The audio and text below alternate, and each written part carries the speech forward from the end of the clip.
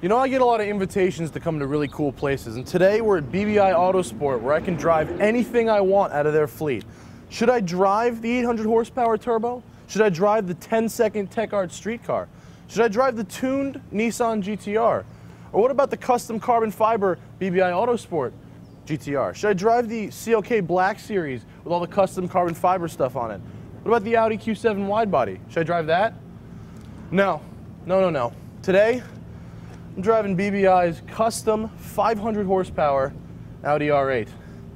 I'm Matt Farah. This is my awesome life.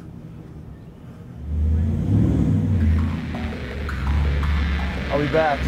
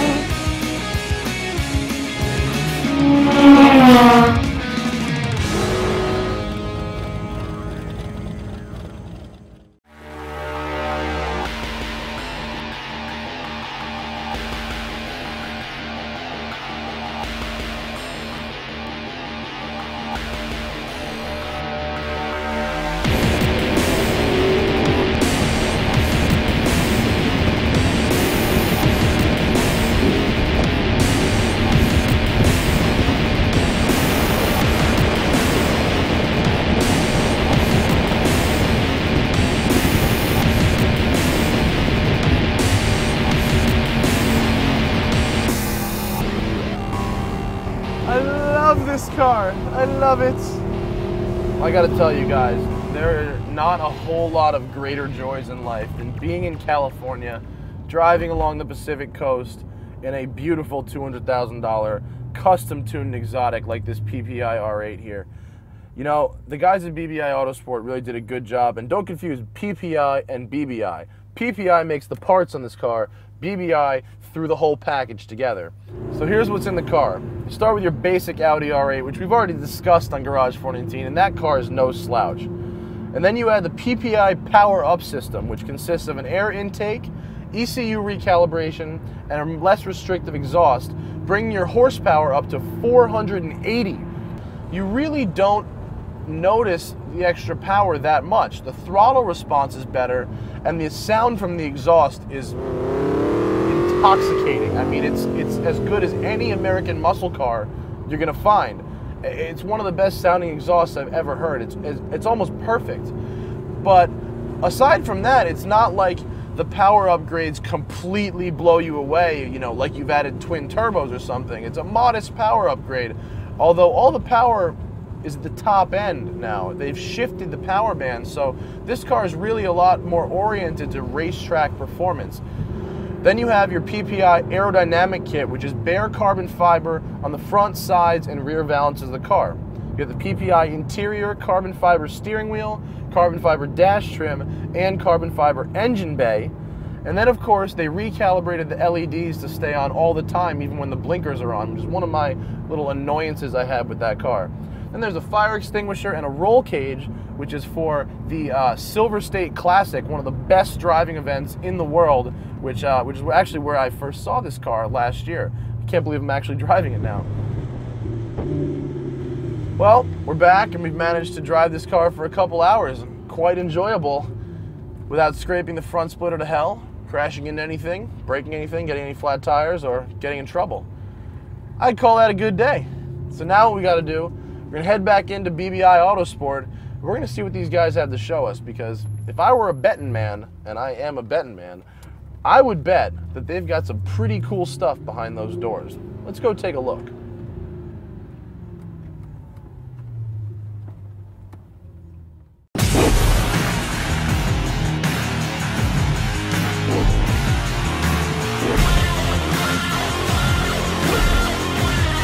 Garage419.com. Be there. Yo, Tim. What up? What's happening? You got Tim Barisha, BBI Autosport. How you doing? That R8, nuts. It's a lot of fun. I love it. Yeah. That's crazy. Yeah. But tell me, you got to tell us what else is going on in here, because I hear you guys got crazy cars up in this. Yeah, we work on a whole range of cars, anywhere from the R8, the Porsches, is really our passion, the Skylines, anything track prep, anything Frankenstein, anything we can do to make a little science project out of it. Tuned exotics are my steez. Yep. So you got what looks like a sort of simple 993 cab here. The 993, one of my favorite body styles of the 911. The last of the true. And I heard through a rumor that this is actually one of the more frightening cars you've got. The customer wanted a car that he can go out and just stomp all the newer cars because he didn't want to get rid of it for the 996 or the 997. So we looked into the old book of Porsche RSRs and did full RSR suspension on it from back in the late 90s.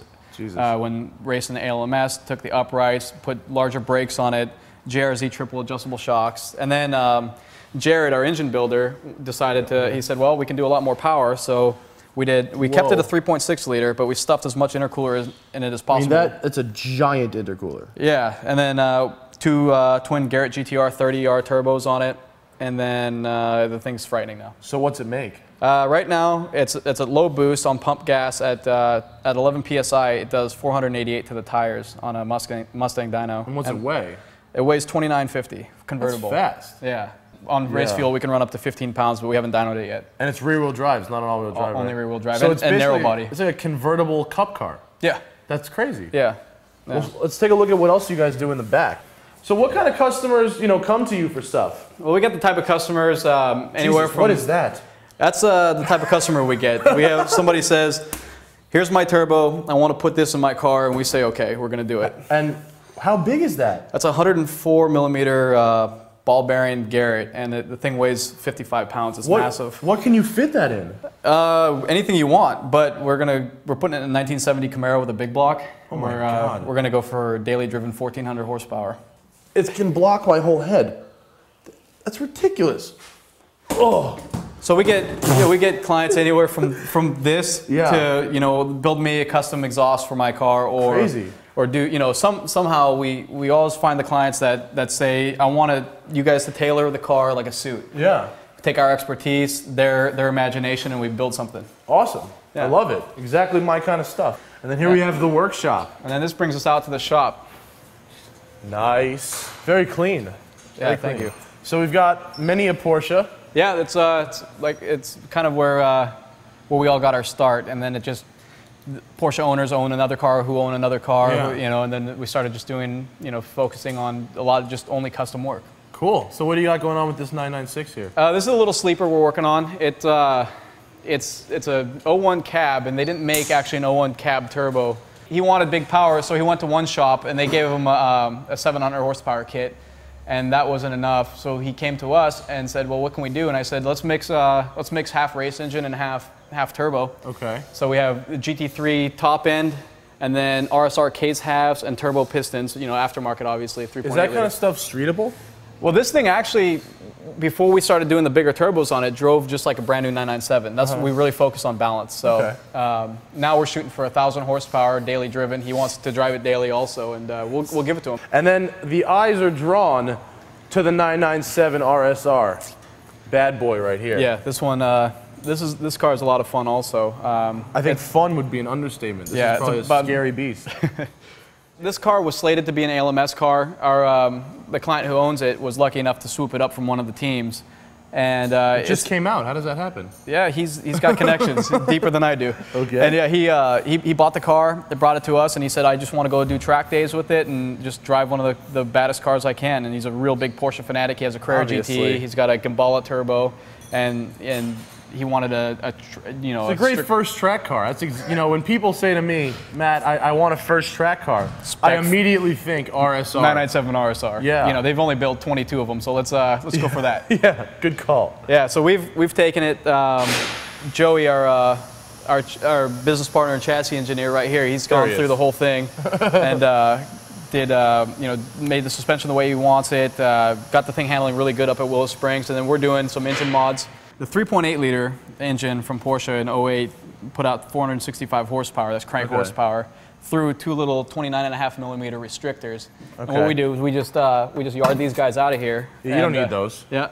And then we're right now in the process of making some air bells that you can actually just drop these into. Sweet. But so how much more power do you think you can make with that? We'll be at 520 crank horsepower at 9,000 RPMs. So a first track car is an RSR, and some people might consider that to be a little extreme. But then he actually said, you know, that really isn't enough power. Right. Really? Yeah, he doesn't like having a street car have more horsepower than his race car. You got the second seat in there too. Yeah, that was a real challenge to get the second seat in here because the car really, when they built it, they designed it not to have one. So all the electrical system here had to be moved forward and do it real nice and clean, and then put a passenger footwell in it, get rid of the battery. Yeah. Well, what good is an RSR if you can't scare your friends, right? Right. Exactly. Well, I got to tell you, Tim, this is a crazy place, and you guys have some crazy cars. Yeah, thanks. Thanks so much for sharing with us, man. Absolutely. I really appreciate it. Can I go drive the CLK Black Series? I think we could work something out. Nice. Let's get some keys. Yeah. All right. Let's go.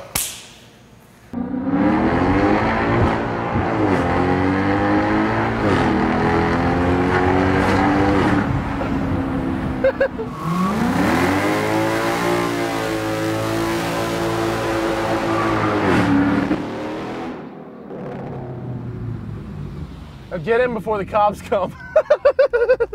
Oh no! How do I unlock? I don't know.